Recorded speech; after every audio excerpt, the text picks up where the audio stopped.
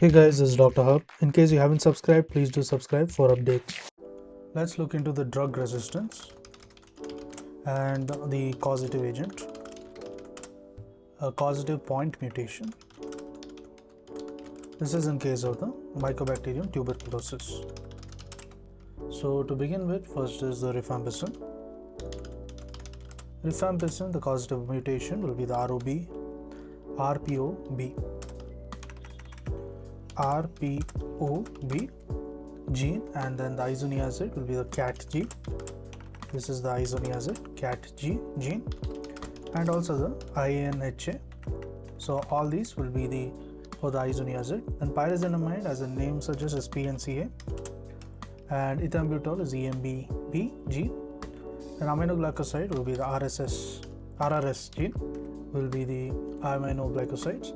Then comes the FQ, that is the fluoroquinolone. This is for the GYRA. So it is the GYRA and also the GYRB gene. To learn and grow daily like this, please do subscribe.